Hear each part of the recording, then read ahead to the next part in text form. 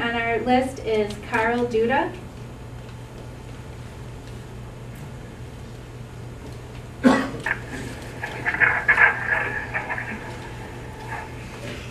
Good morning, everyone.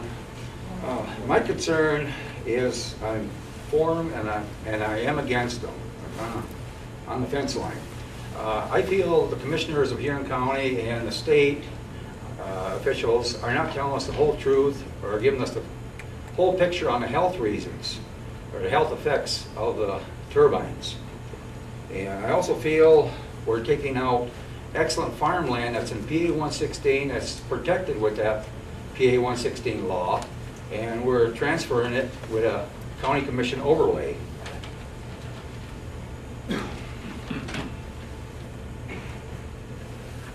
Also, if the county commissioners give up the zoning in the townships that are county zoned in the near future, and the state takes over, they will take and,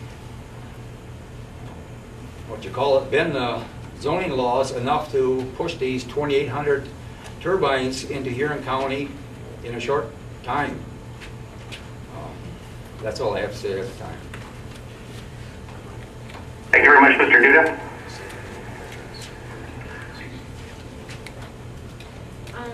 The next speaker is David Romain. Judge Cummins, would you like the speakers to state their name and their address before they begin their comments? Actually, if you just have them state and spell their name, we'll be able to get the address from the sign-in sheets, Julie.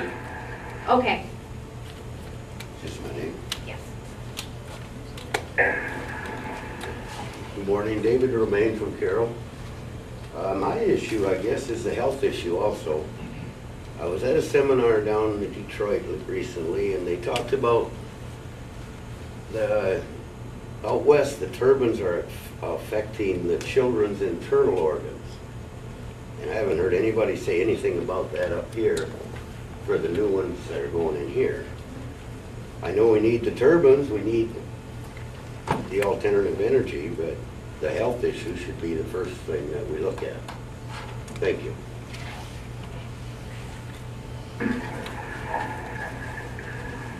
The next speaker is Keith Iseler.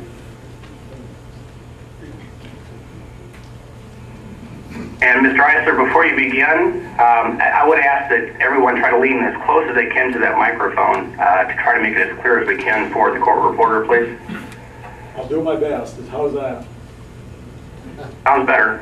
Okay, my name is Keith Iseler, I-S-E-L-E-R, from Port Hope, Michigan.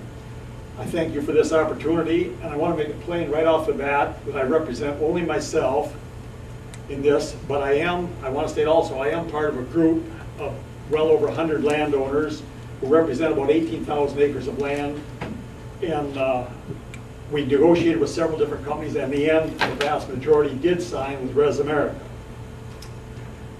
I think, like several people have already said, wind energy is obviously a good thing. It's clean and it's free.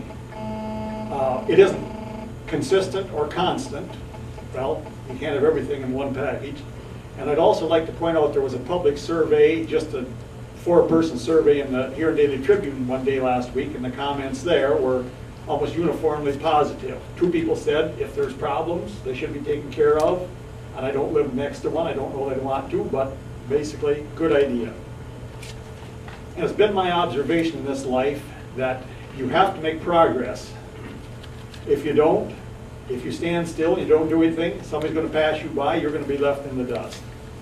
And also, if you don't start somewhere, you can't make any improvements. I spent my life on a dairy farm, and I can only imagine what the first milking machine was like.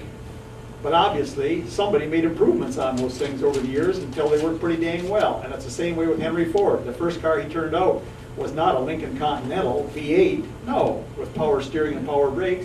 But if you don't start somewhere, how are you going to get anything better?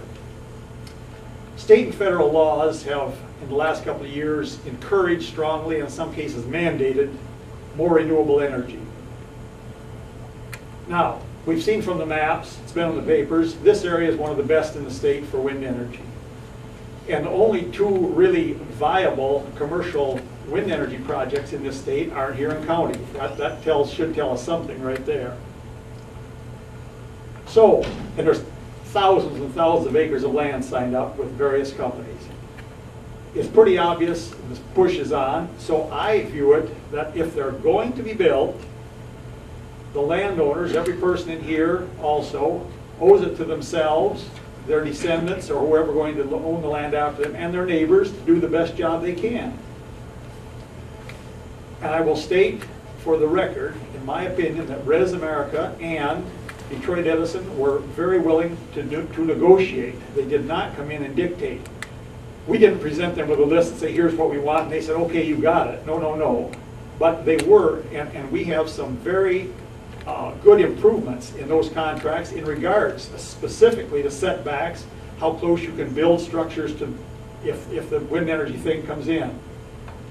I do not have any magical answers. I've never lived next to one. I don't know how much the noise is, but I've talked to plenty of people who do live next to them that have no problem. And I'm confident that there's thousands of them out west that are functioning well, and I can see no real reason why with proper supervision they can't be successful in this area. Thank you.